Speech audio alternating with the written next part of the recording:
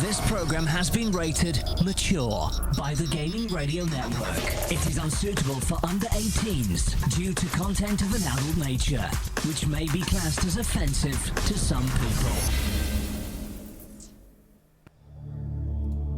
And as we do that, we press a button, we go live. This is This Week in New Eden, and I'm even going to drag someone else in. It's normally a one-person guest show. This week we got three. We got three. The last minute, the horror. I'm not a guest. I'm I'm like a transient. I kind of just bounce around. You bounce around in and out. Anyway, this is This Week in New Eden. Hello, it is Valentine's Day. 14th of February 2016, and it's another week for the show. And I just have to do a few bits because I have to do it. There we go. There we go. That's ready there. There we go. Right, okay. So This Week in New Eden. Hello, welcome. This week's scheduled guest, is Tiberius Stargazer. Not to be confused with General Stargazer. Definitely not. Sometimes confused by a few of the media personalities out there in New Eden. Mr. Tiberius. Mr. Tiberius, how are you doing, sir? I'm good, thank you very much. Thanks for having me on. Good. You're good. Yes. And also joining us this week as well, Mr. Urzil99 from Pod's side. The man, the myth, the legend. Read my own mind, please. How's it going, everybody? It's all good. And part of the furniture. Basically, the guy who is my go-to guest if somebody else doesn't be here, if he wakes up, Cypher. How you doing, Cypher? I'm doing good. I'm like CCP Chair. I'm always here, but not really. See, what I need to do, I don't have your picture down on the thing because you last minuted, so it's a bit last minute. No, I don't care. No, neither do I. Nobody wants to see my ugly mug anyways. Well, yeah, that's what it is. But anyway, so another week of This Week in New Eden. You can watch us live. We are on twitch.tv/EveRadio Live. Links will be posted. Well, they'll be in-game. In fact, they're going to be in-game in a second. They're in IRC, and they're now in-game. There we go. There, if you want to watch live, it's just basically the same thing that you'll be seeing if you're in-game, whatever. Or if you're listening in post as well, because we do record this live for a podcast. Thank you. Or if you're catching up with on YouTube, because I have now started exporting everything to YouTube.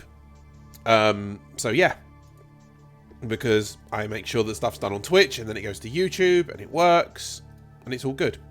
Anyway, gentlemen, where shall we start this week? I think we shall start this week with the big news of the week. Big news of the week. I should get a sweeper or something there for there. You know what? I really should just speak to Scott Johnson and steal that from the instance. But really.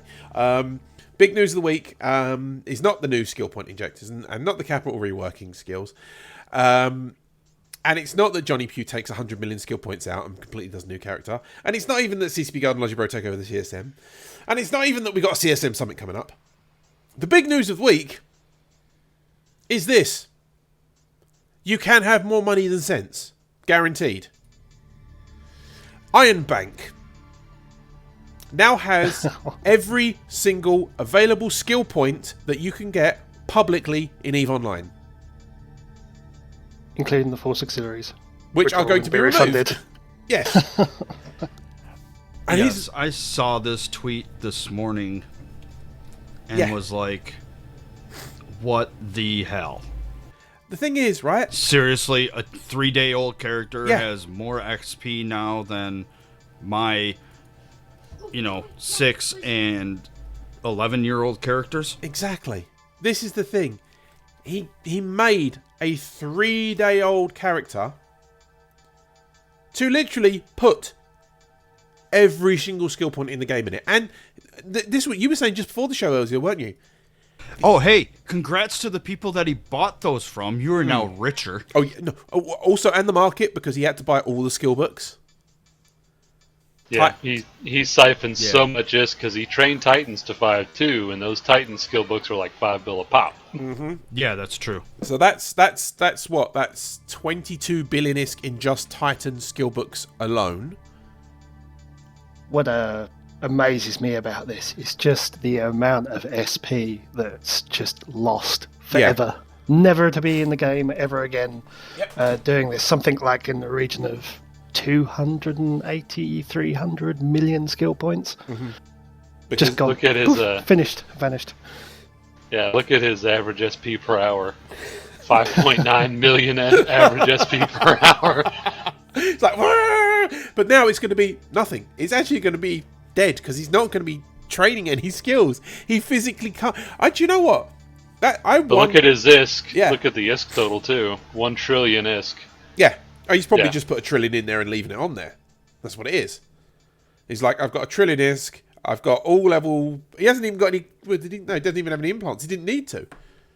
No, he didn't need them. Nope. Why buy the implants if you don't need them? Yeah, exactly. Probably just created it in a spare slot on an active account and just went, hey, let's just inject all the skill points into that one. Well, if you look at and the time now I don't online- actually train it. He's got the daily average and the time online. The time online is 53 days, right? But the character date of birth is obviously, 3 days ago. That's what it is. He just went inject. He's even still got the 2 bloody remaps. Yeah, well, look at the daily. The daily average is like 17 days, 22 hours. Like, how can you have a 17-day average logon time in a 24-hour period? So yeah, I would just discount that whole section because the math on that's like, whack. Yeah. Exactly. By the way, I think we broke Eve board. No, Eve board's been broken anyway for a while. I think it's because of that was pushed out. So I think there was some issues with that. But yes, as I said, in Twitch, Noisy Gamer, he's one of the guys associated with the illicit RMT in League of Legends, but still, and Bad MP3, this guy is RMT Central. Yes, he is, but still, that's how it is. But still. Oh, by the way, if you don't already follow the Eve Radio channel, please follow it. That way you know when I go on air, when Denova goes on air, when Aki goes on air on the Eve Radio channel. And also it'll play a little something on the thing, because I've got all that set up today, so it's quite interesting to see. I want to know if anyone doesn't follow it. I'll see when it comes up. It comes up over the feed. It won't come up on the podcast feed, because that audio out isn't feeding back into Sam to record, but it's on the video feed and all that. But anyway, I set some things up. I had some fun today. Skill training is destroyed and There you we go. die. It just happened. So thank you for Dataclasm13 who just subscribed to joined and followed. It says skill training is destroyed and you died is the aura little thing that I made. And then it goes lol, go faster, and then get podded and someone just fell over. So anyway. Skill training is destroyed There we go. and you die. And that's going to happen now. People are going to follow. So anyway. So, why doesn't TCP do anything about these? Skill training is destroyed here we and go. you died. Here we go. Oh, there's a can of worms here. This is the thing. That's the only one that can really happen. There's the hosting one as well if you host the channel. But then the donations and the subscribers can't happen because we're not a partner with Twitch. So, yeah. But still. Anyway. That's alright. But anyway, yeah, more money than sense is Mr. Ironbank. Good luck to you. Good luck to you, sir. I hope that you don't do anything illicit and dangerous and get hurt and damaged. This is one of those times when you wish we still had clone grades and we could just pod the guy and make him lose all his SP. But hold on. Exactly. You only lose. That's the thing. You only lose a percentage. It was only a percentage of the last skill you trained. Skill training That's is the destroyed and percentage you of the die. highest skill with the highest. He would lose some Titan multipliers. stuff. So he would lose Titan 5 on. He would lose one of the Titan 5s. Yeah, that would keep going down and down and down and down and down until Yep. it gets to the next point and carried on and carried on and carried on. Yep. Be interesting So to see. you could erode that much SP, and if he's got 400 million SP, which means he's going to lose up to 40 million SP in a tick. Yeah, which is nice. Which is nice. You're my wife now. It won't work. It's nice. So yeah. Anyway, moving on from that because I only wanted to give the tiny little bit of information for that to there. That's the big news of the week. He's got basically too much money, more money than sense. The actual big news of this week is the fact that we do have skill injectors now. We knew about it for a while ago. Skill injectors are physically in the game. You can buy them with real life money. You can buy them with Aurum. You can buy them with ISK, provided they're on the market. Sorry, the extractors you can buy. Oh, they're on market. Oh, I know they're on the market. Yeah, I've been doing. They're on every market. Yeah, on this week's New Eden, on the New Eden update for this week, I've now actually put in the skill extractors and injector prices, just because they're kind of it's really interesting. The skill injectors are kind of on parity with plexes at the moment. It's about half a plex. Plexes are sitting at right now just under 1.2 billion. So the skill injectors are slightly more expensive than two injectors are slightly more expensive. Expensive. Yeah, teeth. Are slightly more expensive than a plex at the moment. And if you work out what you get for them, you get about you get 1 million skill points, which is about a month of skill training. Well, on a lower level character. Remember, on a higher level character, so basically anyone who's in this room, you're only going to get 150k. Yeah, not worth it. Yeah. Actually, I pulled both of my characters back below that threshold, so I get the next tier up, which is you get 300. You get 300k now. Yeah. No, it's not too bad. It's not too bad. But even then, the way you look at it like that, that's the way I look at it. And, they happen straight away. And there's a lot of... Wiggles. Yeah. Thog in chat says it perfectly. Blame Canada. Yeah, sorry, I forgot the chat. I was looking at the regional market still. You could potentially blame Canada. You could potentially blame Canada. Do. Yeah. Still. One thing that interests me the most is with the Plex prices and things is more Plex was traded in one single day at the launch of the skill injectors than you do in your average month. And it was just crazy. But yet the price stayed the same. Varied very, very little. It stayed exactly the same. Well, they were smart, didn't they? They did the sale. So they made Plex is going to be cheaper. So you can buy more Plexes for that price. And, and get that sort of stuff done. And they were smart about doing it. CCP were very smart about doing it. They were very, very smart about doing it. So it was... I don't know. It's weird. But still, again, skill training is there. And skill trading is there. We now have it. So...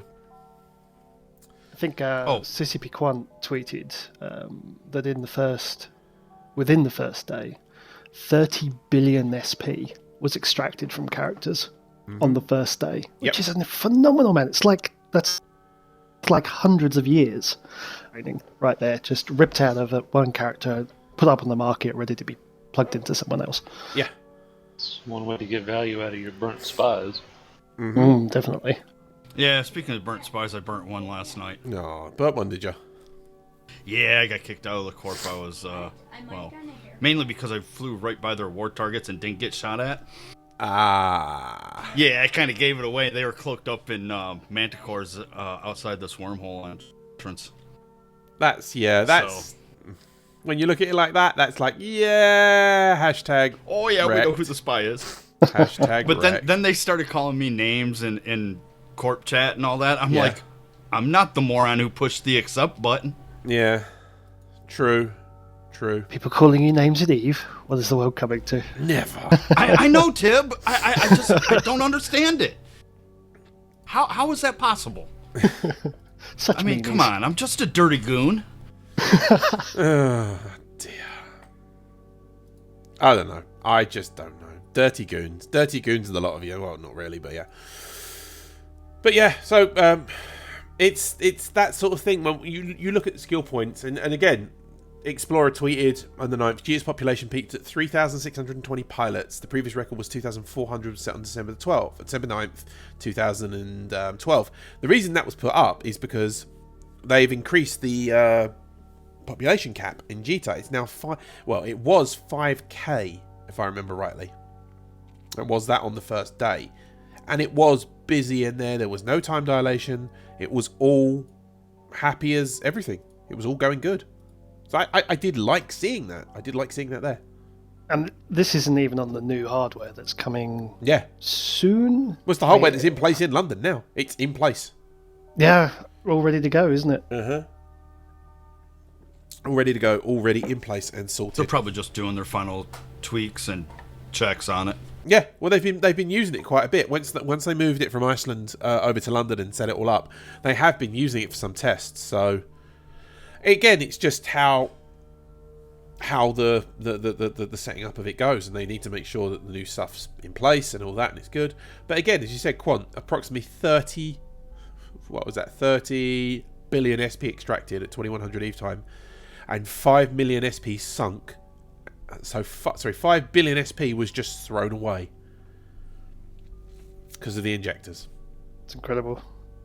But it just goes to show like how much people wanted to actually use this facility. Yeah. A few months back on the Eve News 24 channel, when we were still doing the podcast and Matterall was still on the team, we were having a long discussion about this, and a lot of the discussion was all about fine-tuning characters to do what you want them to do, to take out all those wasted skills, which we all have. Yeah. Because we've all started the game, we all started playing, and we all went, I'm going to do this. Oh, actually, I don't like that. I'm going to go do this instead.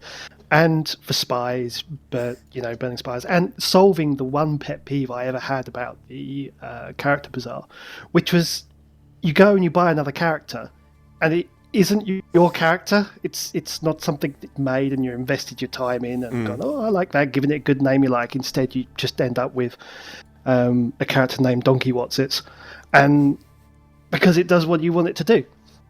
Yeah. And this right. is it. No, I'm with you on that too. The people out there that sell custom characters, I've seriously thought about it for what I do, because, full disclosure, CCP pay for my account because I run a fan site. So I have the ability to sell my characters if I feel like it. I could literally just train custom characters and sell them and give them good names. But we never used to be able to do that as fan sites, by the way. It's only in the last 6 months they've changed those rules. But even then, it's the point about that is it's just effort to go and buy it and do it and then put it in there. And then the amount you're going to get out of it in the long term is like, well, what am I going to get? Oh, I'm going to get 4 billion. Okay, so how long was that you trained them for? You trained them for 3 months. Okay, so you're undervaluing it, blah, blah, blah. And the amount of skill books you put in and all this and all that. And nah. And again, injectors allow you to go and make a new character and customize it how you want if you have the real life money. And in reverse of that as well, one of my court mates in NC had a character with 75 million SP that they weren't using. They didn't need it. They just had it. They bought it up and transferred it over from somebody else because they had ideas of what they were going to be doing with it. It ended up didn't get used. So they were like, oh, I've got to put it on the character bazaar, and how am I going to value this character, and what am I going to do with it, and I've got to find a buyer and mess around and posts and blah blah blah. And we sat there and went, well, the skill injectors here, why don't you just strip them out? And they went, actually, I've got 45 billion ISK for which to buy all the 150 skill extractors. Bought all 150 extractors, ripped out 75 million ISK out of that character, sold them back on the market, and walked away with nearly 100 billion ISK in the wallet. There you go. And now has Titan number 3. Yeah. So Nice. That's what it comes down to. That's what it comes to. If you, as I said, I've said it before, I've said it again, I've said it on numerous shows, on this show, on any other show that I've been out there, or just general talking. At the end of the day, what a lot of people need to remember is that EVE Online is a computer game, and CCP are a company. CCP are there to make money. But wait, if Pukin was here, he'd be arguing that it was a service. Don't get me started on that. Really, don't get me started on that. I had to throw you the bone. I know you did, and I'm grateful you threw me that bone. But no, at the end of the day, EVE Online is a game, and CCP are there to make money. The whole thing last week when it was announced, that Dust is shutting down, and I talked about it last week. With Lank from Cap Stable. At the end of the day, if the game's not profitable, it's not going to run. End of. That's true. Something that's not in the doc, but Bad MP3 has just said something in the Twitch channel that's reminded me the I Want ISK bankers have been reinstated and unbanned this week. Ooh. And money started flowing, but apparently all their bank accounts, were empty. Allegedly, from what I heard in passing talk this week on a few Well, where did I hear that? I heard that on a podcast this week, and I can't remember where. It was somewhere, I think. I can't remember. Anyway, brain. But I know they've been unbanned because there were 12 bankers that were banned for alleged RMT. Matt Rule did an amazing article. Actually, that was it. It was last week's OpenCom show, which only just got published this week. The 12 bankers got banned for alleged RMT, which when you look at it, it looks like it was just one guy that was allegedly RMTing and filtering that money through the bankers, and there was some guy in the background doing it, blah, blah, blah, blah, blah. This is all alleged as well because I have no proof on it. The long and the short of it was that apparently they've all been unbanned and they had all the money taken away from them because it was all illicit, apparently. But yeah, that's there. So they're not very good bankers now. Well, this is the thing. Apparently, to be a banker with I1ISK for the junior level, you need to have 250 billion ISK of liquid assets that you own, liquid ISK, because you pay the money out and then you claim it back and they give it to you, you know. And apparently, if you want to be one on a higher level, it's about 1 trillion ISK. Apparently, you have to have in cash, and then you pay it out and then you get the money back. So, but yeah, there was that. Bankers with no money makes them sound just like real life banks. Yeah. Exactly. Especially American banks. Watch out for those, Tib. Yeah. No, really, we had a lot of them. And Icelandic banks. Yeah. Yeah, Goldman Sachs could leverage itself 30-1. Why can't I? Exactly. Exactly. How come I can't get a loan, but that bank with no money has like lots of loans to give out? Yeah. Still. Let's talk about the big thing in this, the rumour this week, apart from the skill injectors and traders. Let's do the big one, actually. Let's do the fact where Fozzie just pressed all the buttons all the time on all the fucking things. Oh my god. Yeah, no, really. Fozzie went nuts this week. I went onto the forum because, you know, doing what I do, I try and keep up with what's been going on. Yeah. And I literally looked at that and I went, has Fozzie been smoking something? Where are all these threads popped up from? So many. Basically, March is module Tiericide month in EVE. It's March Madness for modules. Fozzie went, fuck it, we've got a few more to do. He did ask a question a week ago or so on Twitter and said, which module group would you like to be done? Or would you like to have redone if you could do? And people were tweeting him and he just turned around and went, actually, everyone was right. We're doing all the things. So pretty much, I think that's everything left to be Tiericided in modules is being done now. Just about. I think it is. The Is Fozzie working himself out of a job here soon if he's already done everything else? No, because you're always going to need balancing. Yeah. Well, yeah, that's true. That's the thing of EVE, it always needs balancing. A little bit here and that bit added there. It never ends. So let's go over the list. Cat batteries are getting done, damage controls, ECM, sensor damps, heavy stasis grapplers, which is a new module anyway, we'll talk about that in a minute, tracking modules, sensor and ECCM mergers with things, stasis webs, damage modules, warp disruptors and scramblers.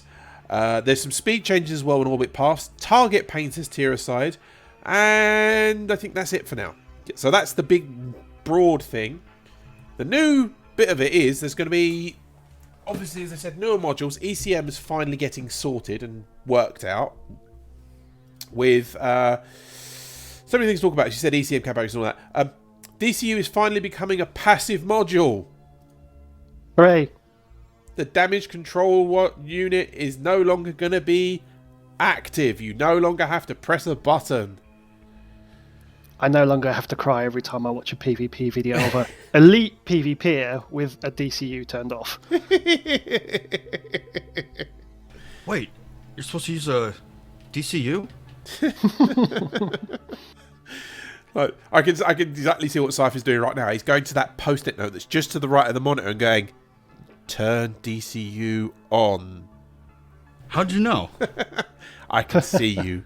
Stop picking your nose. Oh, damn it. I busted again. But yeah, they're planning to nerf. You want to see the booger? Yeah, go on. Oh, that's a big one.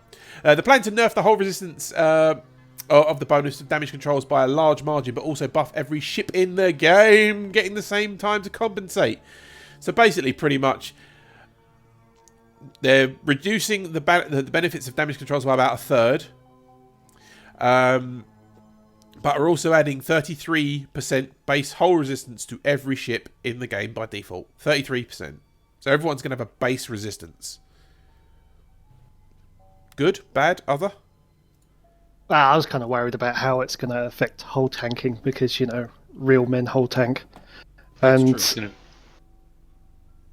this, I was kind of like, oh no, don't do that. And then he said what he was going to do. I went, no, it's so bad no more. Yeah. It's going to be hilarious for freighters. Oh yeah, which is I'm a big freighter. Look at my EHP. Yeah. Still doesn't do anything about bumping, but hey. No. That's something that needs to be fixed. It does. It does. The one thing I did like was the sensor and ECCM module merger and tiericide. This was interesting to look at. Basically, the feedback thread is that for all ECCM, sensor boosters, remote ECM, remote sensor boosters, sensor backup arrays and all that. Basically, ECCM, right, which is one of the worst things about the ECCM and remote ECM and sensor backup array modules is that they feel terrible for users when nobody tries to jam you, or when you're getting jammed anyway, since there are no guarantees with randomness. To solve this problem, we're adding Omni ECCM effects to sensor boosters, remote sensor boosters, and signal amplifier modules, and adding a new ECCM script for the active modules. Existing ECCM modules and blueprints will be converted on patch day and their closest sensor boosting equivalent. So basically, that just means that... Well, it's interesting to see that a lot of these changes are like... They're getting rid of the... I don't want to say they're getting rid of the randomness role on the gameplay, but they're getting rid of a fair bit of it with this now, aren't they? Well, it's not so much that as it is they're condensing the modules, so you don't have to worry about, are they going to use jams? Do I have to fit ECCM? And you don't get jammed. Now, as long you just need a sensor booster, Yeah. which will boost your lock range and scan res anyway, even if you're not getting jammed. Yeah, which is good. I mean, but it's definitely been needed for a while, hasn't it? Yeah, it gets rid of, because the Omni ECCM was operatively the same as all the others, and you could put it on any ship and it would work.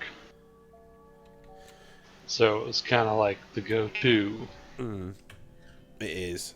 To answer a question in the Twitch chat by Thorno3, what's wrong with bumping? I'll tell you what's wrong with bumping. The act of bumping I don't have a problem with. The fact that you can take a little frigate and bump a Titan, I do have a problem with. Yeah, if it's enough to prevent a warp without causing aggression. Yeah.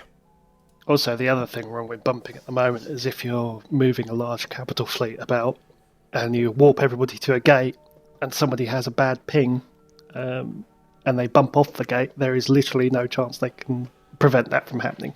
You just end up getting catapulted off into space. Yeah, just bounce off the gate, bounce off each other.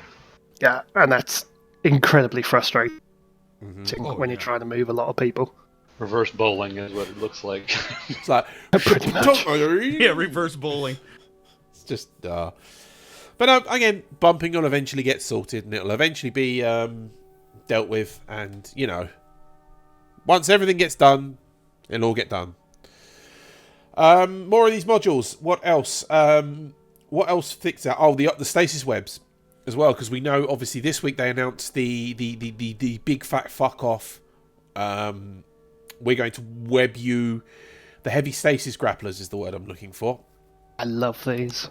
I love these so much. A great idea. I need the link. I need to read about these. Okay, I'll give you the skinny right now. This module can only be fit to battleships and capitals and just one per ship to separate it from the existing stasis webs, and it does not get bonuses from any web-specific bonuses, so no range bonuses on the Balgorn or strength bonuses from the Vindicator, and no benefit from gang links. This stasis grappler module is a new class of web that has a high strength, low optimal, and high fall off. It will be the first web fire its type to use fall off, which will reduce the strength of the web as it increases its range.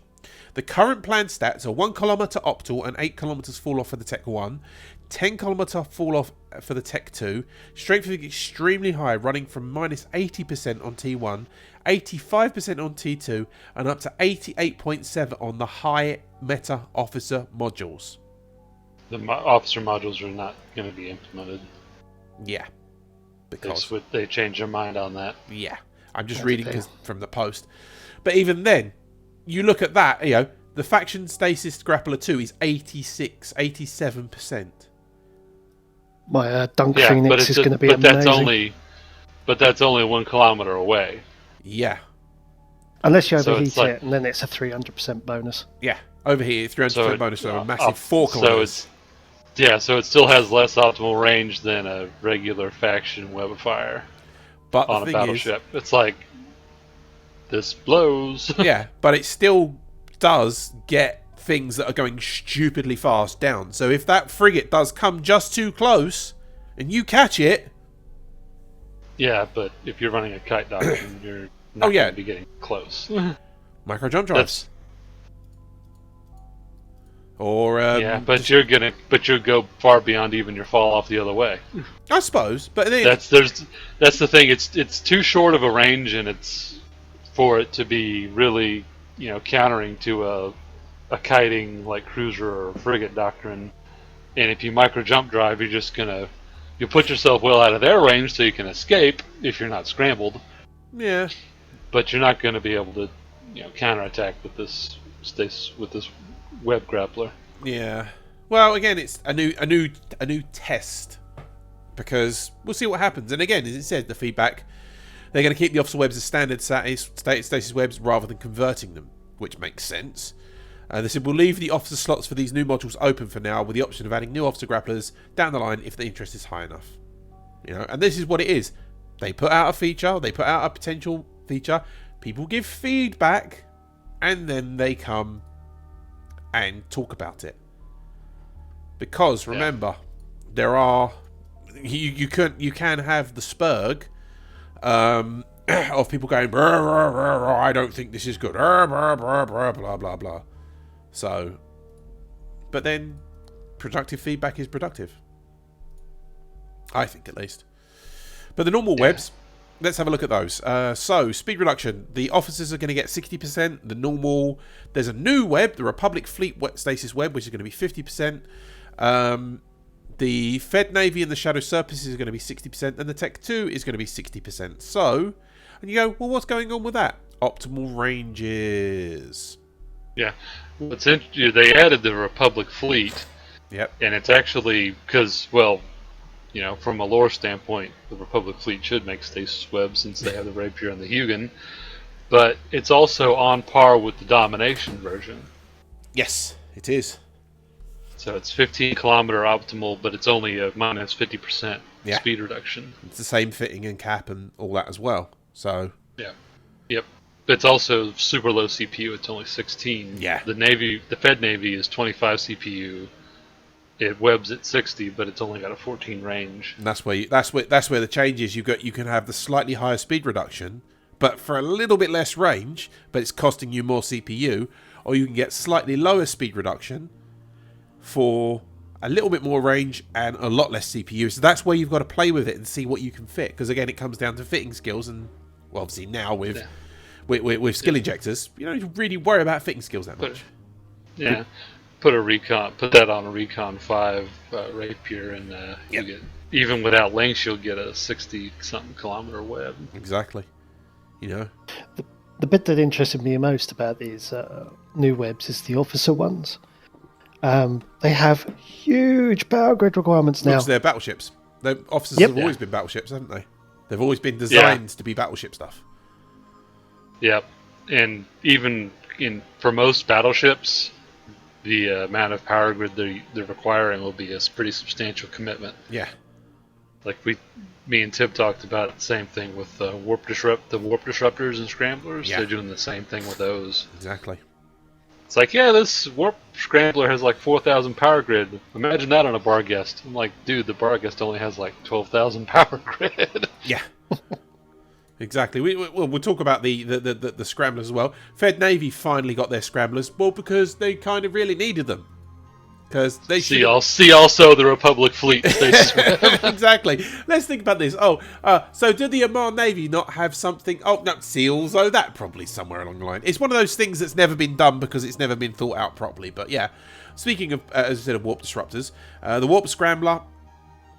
The Fed Navy have the new Warp Scrambler. It needs 5 cap, 26 CPU, has a disruption strength of 3, not the base 2, because remember, that's where the Tiericide happens, because obviously new strength. All faction scramblers will have 3 points of warp disruption strength as opposed to just the true Sancha now, which has 3 points. Yep, and you've got the distance as well. So base standard tech 1 is 7.5, going all the way up to tech 2 at 9. These are before skills, obviously. All the standard navy ones, so Caldari, Candiv, and Dark Blood, and Dregaristas are 10.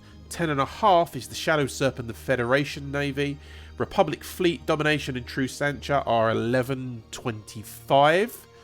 So 11.25, and then you've got the officer ones at 12, 13, 14, and 15, respectively. And the officer ones have 6 points. Yes. Disruption strength. So you get a few of those. You can lock down a capital ship. You could lock down a super carrier, a super capital, or a Titan. Yeah. Which is good.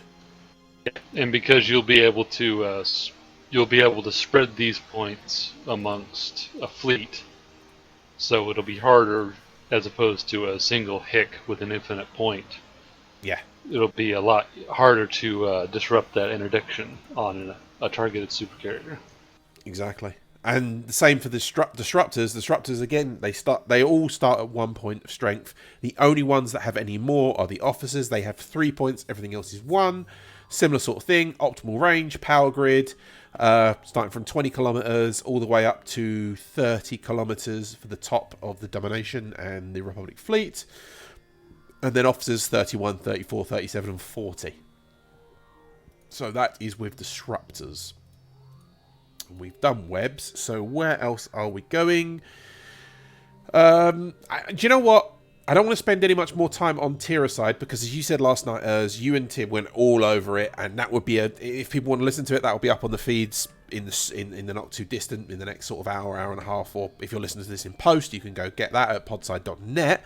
Go listen to those guys talk about it over there because we've got a lot more to go over, and plus, really.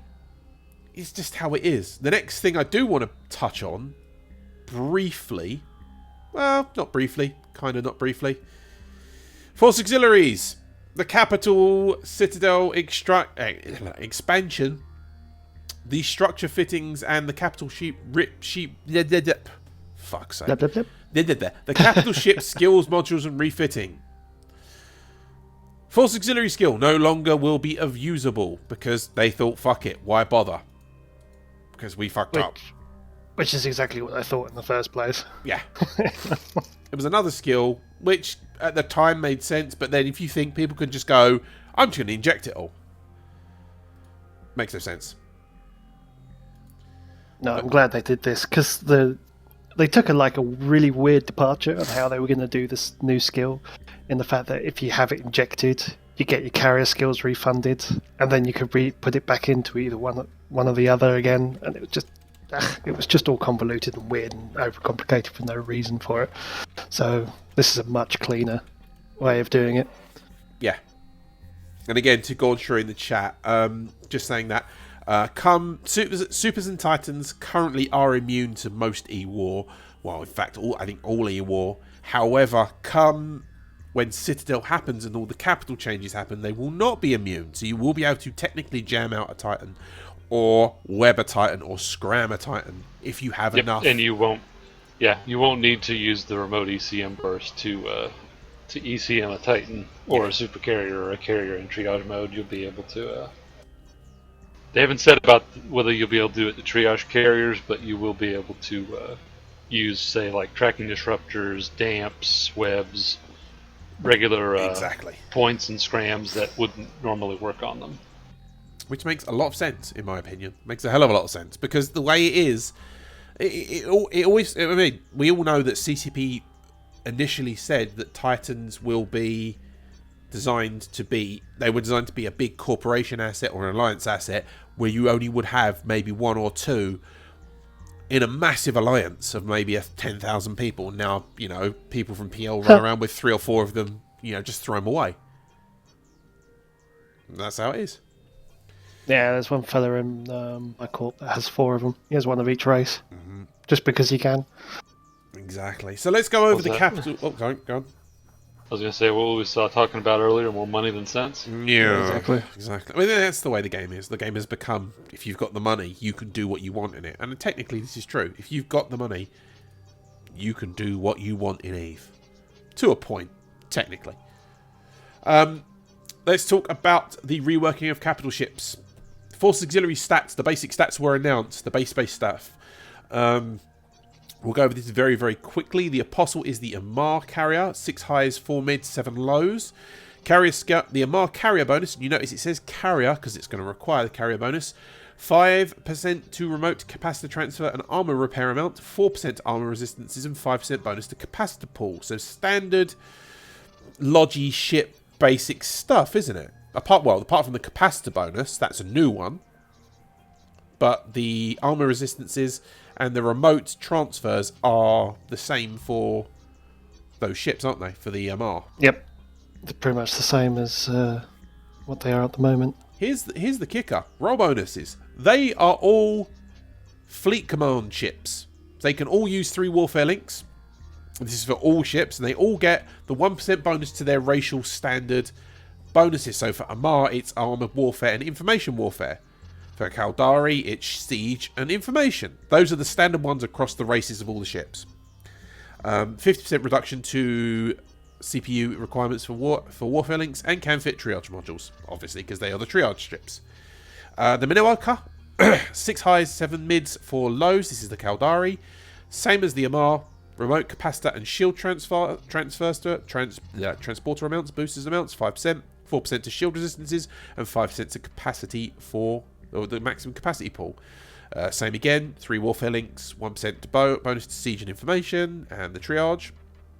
Here's where it gets weird. The Mimitar, the Lif, 6 highs, 6 mids, 5 lows, 5% bonus to remote armor repair amount, a remote shield boost cycle time. That's a bit of a weird one, isn't it? It's definitely a new one on that.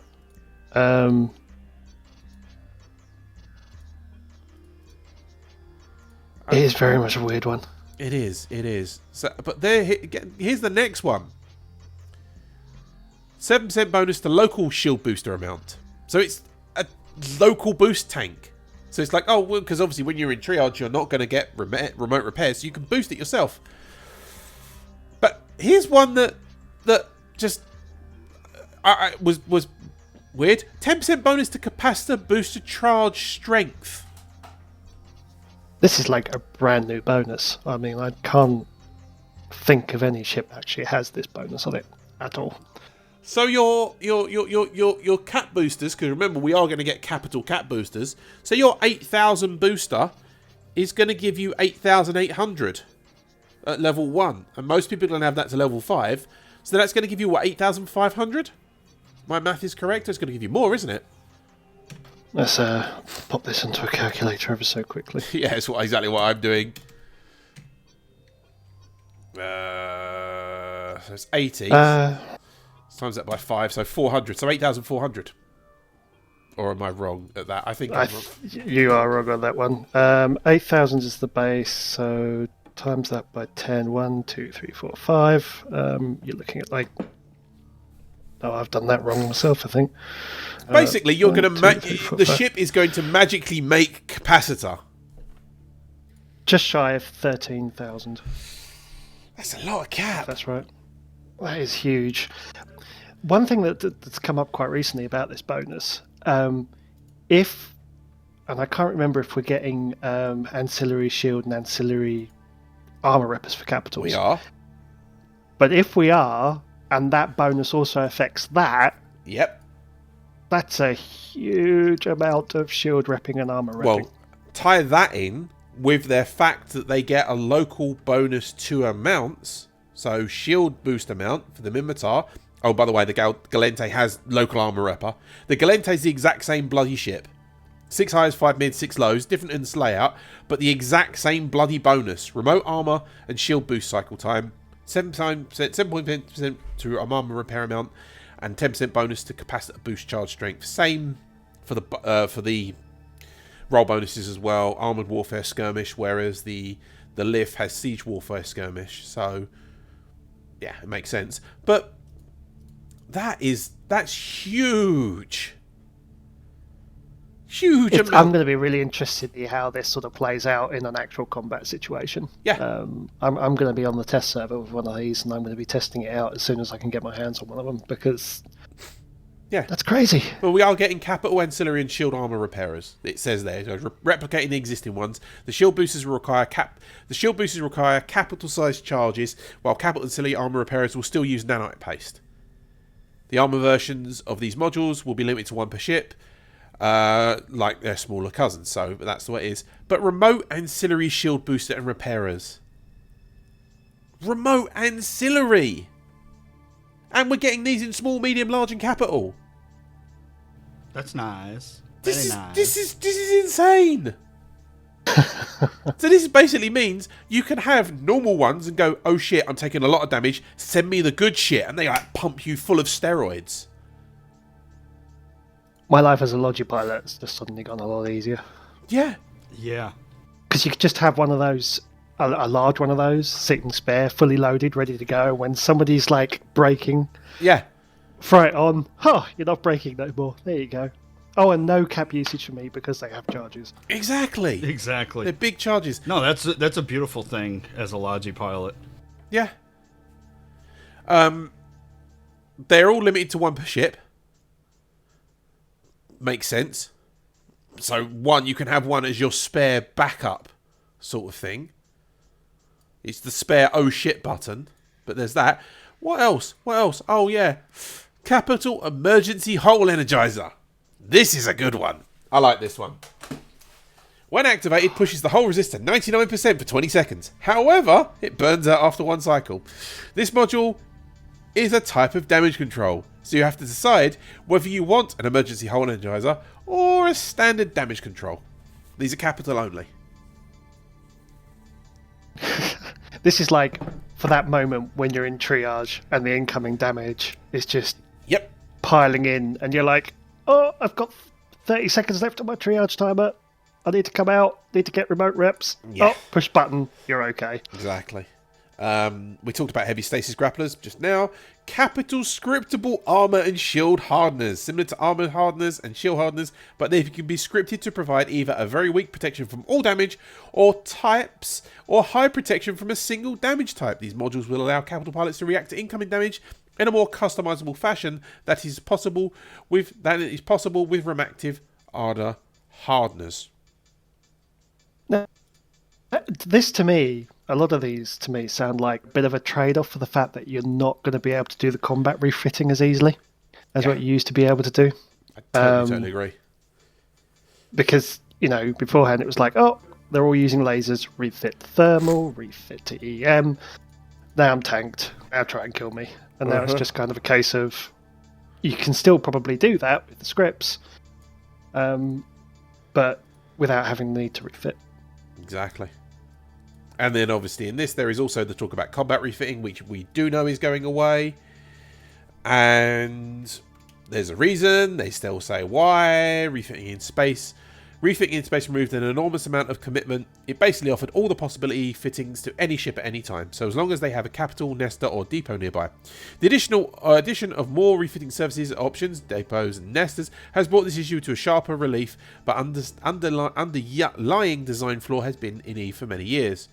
To provide an example of how important it is for competitive games to require some level of commitment for certain key choices, imagine the same issue applied to a collectible card game where suddenly it was allowed to swap cards in your deck for other cards at any time during a match. This would hugely have a negative effect on gameplay. Deck construction, fitting design, goes mostly out of the window, and there's no need to even bother to try and think about what your deck or your opponent is running. Ship fitting services, many of the same design goals, and the deck construction, equipment choice, and talent specs all serve in other games. To make choices truly matter, we need some level of commitment and consequences. As a result, we feel we need to slow down refitting in space during competitive situations. This is why, when it's happening, you're going to get a 60 seconds weapon timer, so you won't be able to refit for 60 seconds. And now remember, a weapons timer happens when you shoot someone shoots you, you receive reps from someone while you've got a timer. I believe that's all of them. Is there another? I'm not sure. I think that covers that. Yeah. So. But I mean, one of the things that probably highlighted this most is everybody's using the Swiss Army Macarial these days. Yes. And on a recent fleet, we went to take down a tower, and we came in artillery max, and who we were fighting came in Lokis, and we couldn't hit them. We just couldn't track them at all with the artilleries.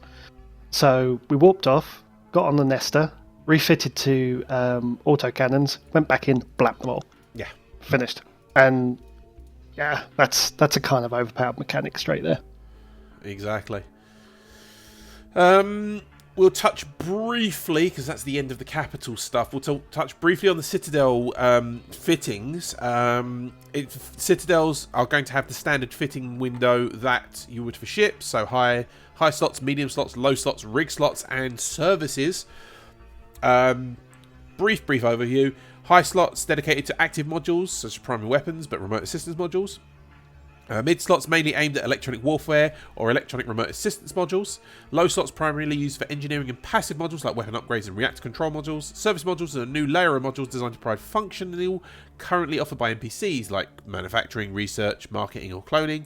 And rigs provides further specialization into a specific role. For example, you fit the market service into a module into a Citadel to get the basic activity, but the rig will give the item you're giving bonuses like NPC tax reduction, and of course rigs are destroyed when removed. They pretty much said that Citadels will be the specialization will be achieved through the use of specific bonuses available for each of the new hulls. For Citadels, there will be 25% bonus to Citadel rig strength, 25% bonus, 25% reduction, to all Citadel services fuel costs, and 25% bonus to all structure missile launcher damage. So basically, they're looking at the way Citadels work and then focus on defense and stuff like that. I like the reasons. This decision was made for basically, unlike ships, these bonuses are fixed and do not depend on character skill level. Because this decision was made on purpose to what? Well, to prevent some poor soul from having to stay forever locked inside a Citadel to provide skill level rated bonuses. I like that. They're actually thinking about it. Like, you don't have to have just a sitter character to sit there and do nothing. Because that can get boring. They have the fittings as well. I'm not going to talk about it. It'll all be listed in the show notes, or it has been linked in Twitch and in game. You can go read the dev blog. It's been out for a week about it. But the one thing that did kick a little bit of interested, there was some more information about the rigs and the modules, but fuel. They decided to change it so that you're going to just use normal fuel blocks, and have a slight difference in them, because they're now adding Strunt into the mix. Because you're not going to use Strunt in the actual Citadel. You're not going to use it for a reinforced timer on there. It's just going to be used as a part of building it. Because originally they were going to build them from all racial isotopes, which was going to mean the isotope market was going to go all over the bloody shop. And that's been changed. That's been pushed back, which is good. Any views on the rest of structures before we move on briefly? Anyone? Anyone for anyone? Chirp, chirp. Chirp, chirp. Chirp, chirp. I mean, I think they're taking a very sensible approach to the fitting on them, to be perfectly honest. And I managed to, on a slight tangent, I managed to get home in time when they were doing the tests on duality. Yeah. With the Citadels, and they're impressive. They're fucking big. Were you there the same day I was, Tib? The day that we had that fight on the gate and then went over to when they spawned one in? Yeah. I arrived. I missed the fight in the gate, but I arrived and landed, and they had that XL Citadel there, and it was just so humongous. But the thing that sort of amazed me was I landed, I couldn't see it. And I was like, where is it? I don't see it. Look, obviously the grid was loading because there was Titans there and all super carriers and all sorts of things brawling it out. And then all of a sudden it just loaded on grid. And I was like, okay, that's rather large. That's a bit big there. Here's a good example. I died in the fight on the Citadel. So I bookmarked the Citadel, warped out, went and got another ship, came back, warped 100 to the Citadel, 100 off my bookmark, and I was on the damn station. You just went from a different side. It's like, oh yeah, you're gonna go. No. Yeah. It was like, dude, I just warped to this at 100, and there's the back side of the damn thing. Just an interesting comment in game. Piston Broke says, does it mention anyway if you can refit under Citadel aggro? Aggro is aggro for all cases of it. You've got a timer. That's what it is. So you won't be able to do that. Something quite interesting this week. CCP put in game. If I didn't click the wrong link, or I did click the right link, but it went and did something else. Tribute to David Bowie. It was found. Reddit found it. Basically, there is it's Tom's shuttle, and it's basically one of the free shuttles that we got. It's a generic mission generic frigate. It's Zephyr. Zephyr, that's the one. Yeah, that's just a nice little thing. I thought that was pretty good. I was looking at that, and I showed it to the other half, and she has no concept of Eve at all. Like when I talk to her about Eve, she just kind of glazes over, and as if I just injected her with a big overdose of morphine. But I was showing that, and she went, "Oh, that's for David Bowie, isn't it?" And I was like, "Yes, you get it." So it was I thought that was a really nice, neat little tribute. Yep. We've got. Well, we're technically coming to the end of the hour, but we're going to go a little bit longer because I want to talk about this one. CCP Guard and CCP Logibro have taken over the CSM. Literally taken it over and run away from it. Yes, we did Elbrain. That was the top of the show. We talked about Iron Man making out all of his character skills. Pretty much it was like that much we talked about it, about a quarter of an inch, and it was like done, finished. So yeah. CCP Guard and Logibro have taken over managing the CSM. This does not mean that Lilu and I was going to say Stitch. No, Falcon. it's just I know Lilu and Falcon. Right. No, I've got that image in my head. I'm not going to get rid of it. This is the thing, though. I'll just poke Falcon on Facebook and say sorry, I called you Stitch, and he'll be like, whatever. No, Lilu is moving on to focus on a few different projects that she'll be working with on the future, and be focusing more on the localized content too, as the only Russian speaker at CCP. Falcon is still around doing stuff. It goes, there seems to be a lot of confusion regarding his responsibilities at CCP. He works on more than just Eve, although it still has a very special place in his heart. That said, he is still has a keen eye on the CSM and will be sitting in on some of the summit sessions, although I'm less directly involved now than oversight, as I'm working on cross-product with Eve, Valkyrie, Dust, and potentially a future FPS on PC. Basically, if you don't know, Falcon is the Eve Online community manager. He's the Eve community manager. He's the guy. He's the dog. Yeah, if you want to bitch about the community, just send Falcon, emails. Yeah. He's going to love you for that. He will love you for that. Exactly. I know. I can just see this. My fan site just got revoked. Noisy Gamer says in Twitch, Guard has a sword and is a black belt. I think he can take on whatever he wants. Damn right he can.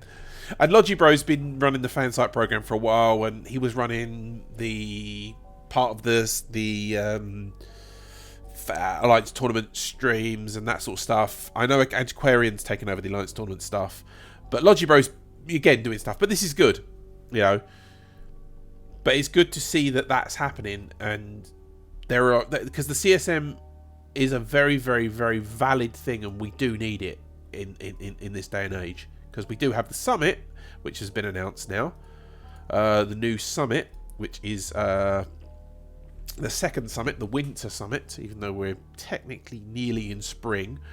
Attendees this time: Chance Ravine, Corbex, Gorski Carr, Jane Fillen, Steve Ronican, and Sugar Kyle. There was one other that was scheduled to attend, but they are not going. No There's no say who that was. Nobody's come out and said who that was, but that's what was posted initially. I think Jane posted that up. He's not going to say who that was until, they want to say it. Because, real life. They might not be able to go because of real life. But the new summit is coming your way. And the information will be out there. I will try and do what I did last year, maybe, and go over them very shortly, and when the minutes come out. Monday, roadmap with Seagull, Team Security, Team Psycho Sisters, which you're working on the UI, the new camera. Oh, by the way, you've got a month until the new camera stays permanent, because it's going to stay permanent in March. Eve Producers, sit down with the producers. Brain in a Box, Capital Ships, and Art Session. Tuesday, Project Discovery. You know what? I'm not going to read all this, but the summit's coming up. 4 days, and it's good. We do need it. Do we think? Do we not? Definitely. I mean, certainly at this time of the year now, summit's be definitely needed, because probably the biggest expansion, Citadels, is hitting in not that long a time. So if the CSM involvement is needed, it's needed right now. Yeah. More than anything else, because there's so many changes coming in. Yeah. This is going to be one of those make or break times for the game. Yeah. I'm quite surprised so few attendees are going, because I thought they could have 8. You could have up to 10 in a new one, but then again, it all depends on who's available to go, because real life, we're in the middle of February. This is going to be March, Or this is going to be February, isn't it? Or it's soon, isn't it? So the thing is, you're going to look at it. The people might not be able to go. They might be able to take the time off work, and that's how it was. So yeah. Still, that's how it is. A lot of feedback in the thread. It was posted by Gorski Carr on the forums. The one thing that kicked off it kicked up. Jester, obviously, Repartee put his thing in it, and James replied about a few of him. One of the comment was, he goes, there was supposed to be 7 for this summit. This is what he says, but one couldn't go, and I don't think anyone could replace them at such short notice. A reply was, please tell me this was Sion was invited but rage quit when he was declared ineligible for next year. Jane replied, it's not my place to say who or why. He goes, fair enough, I chose to believe that Sion rage quit. Thanks for not contradicting these beliefs, and they're deeply meaningful to me. And someone says that. Next one, HipChat. Why no more Slack? Because the CSM and CCP use HipChat to talk to each other. No more Slack because CCP's security team didn't like it, among other reasons. And then the reply was, Stunt said, didn't like getting players' emails through Slack, ? Wingspan TT, he meant internal CSM Slack, not Tweetfleet Slack. And then they talk about stuff. The reason I know this, I know exactly why they're using HipChat over Slack, because CCP use Confluence, which is a product made by Atlassian. HipChat is also made by Atlassian. They work very well together. Slack works good, but doesn't integrate properly with it. So, it's and on top of that, yeah, Slack is hosted by a third-party company. Exactly. And all the servers are kept remotely, whereas, HipChat and Confluence they can host on their own servers, so there's no chance that anybody's ever going to be able to get a hold of those records either. Yeah, that's probably why security didn't like it for InfoSec purposes. Yeah. And apparently there is a story about the 7th attendee according to Noisy Gamer. Sion said it was on the Meta Show that he was supposed to go. So apparently he was supposed to go and he didn't. Or couldn't. So, yeah. That's what happens. I'm not surprised. I'm not surprised. Just how it is. So, let's have a look. So, the rest of that, the summit's going on. I think we've pretty much done a show. We've done an hour. We've talked about stuff. There's a couple of other bits in there. Johnny Pugh took 100 million skill points out and reburnt them. He took them off Sir Livingston and put them on Johnny Pugh. So it's basically just transferring it from his main that we all know to his main that he really wanted the whole time. Yeah. Yep. It also the video also shows actually how easy it is to use the extractors and the injectors now. Yeah. Because it was just like literally double click, finished, all gone. That's literally what it was. I drained about 30 million SP in the course of a half hour. And then, but I also knew exactly what I wanted to take. Yeah, and it's that is easy to just put them back in, isn't it? You just go right-click inject, and you've got a raw point. You've got a raw pool of skill points. It works out how much you're going to get from those injectors. So if you go over the cap, you go over the say 30 million cap or the 5 million cap, and then it goes, right, well, you're only going to get X amount from these. You know, and then you go and say, well, hold on a minute, I only want 6 million or 7 million skill points. I'm going to put those in. Oh, the rest of them, I'm just going to sell them for profit. Because right now they're really profitable. Because they are.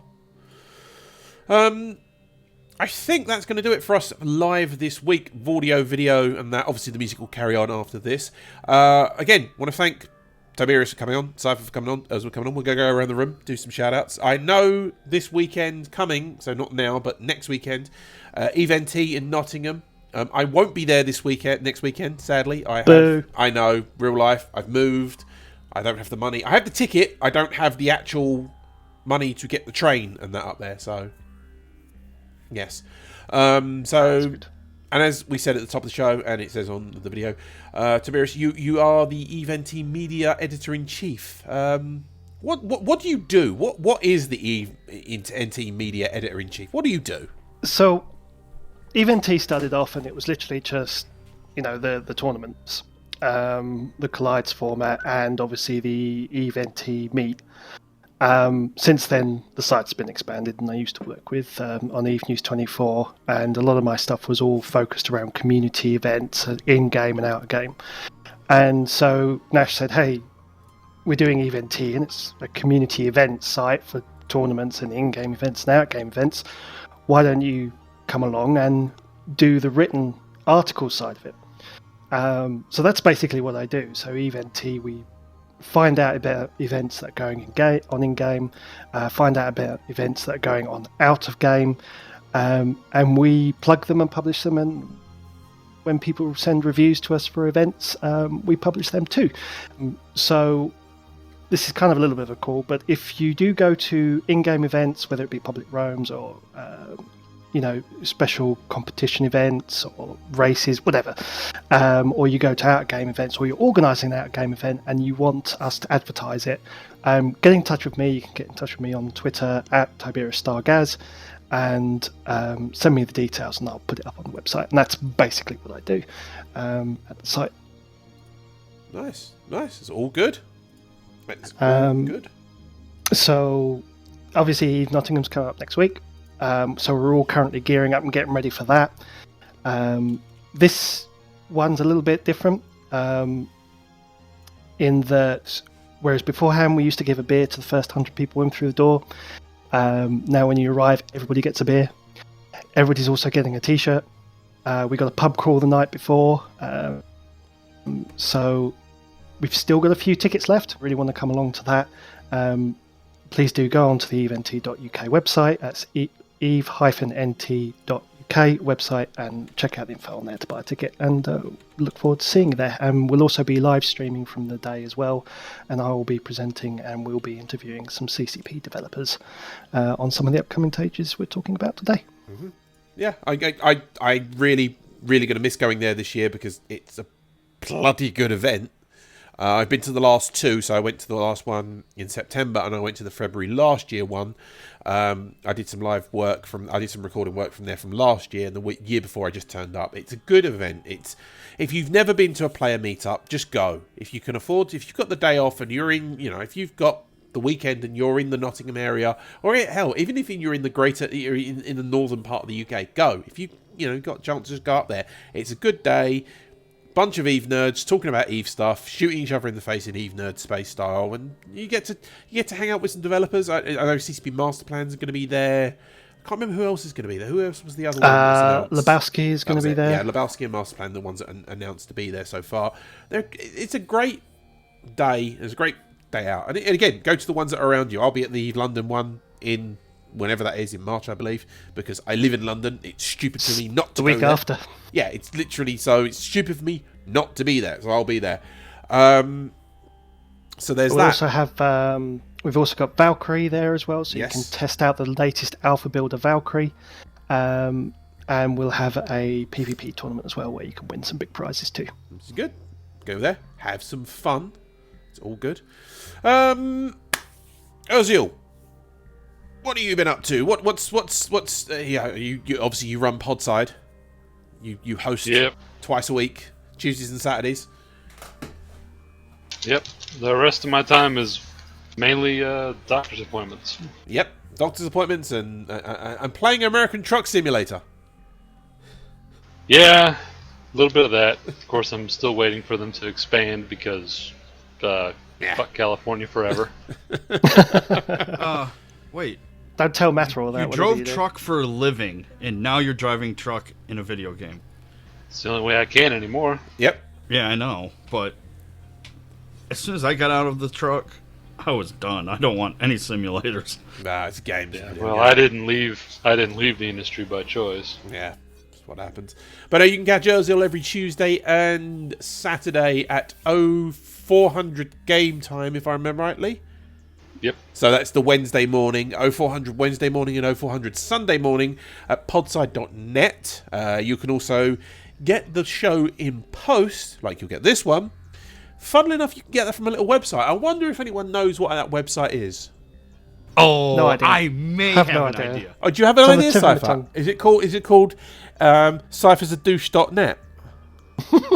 No, that's the other site. Ah, okay. No, that's the alternate host in case his regular domain goes down. Ah, yes. Exactly. No. EvePodcast.com, where you can get all the information for basically all the Eve podcasts that come out, and if there's a new one that comes out and, you know, Cypher normally gets it on Hot on the Hills, he'll stick it on there. You can get this show, you can get Podside, you can get Open Com Show, you can get The Learning Cliff, you can get loads of shows on there, loads of stuff about Eve. Hell, you get all the CSM 11 interviews from Capstable. They're on there. They're good.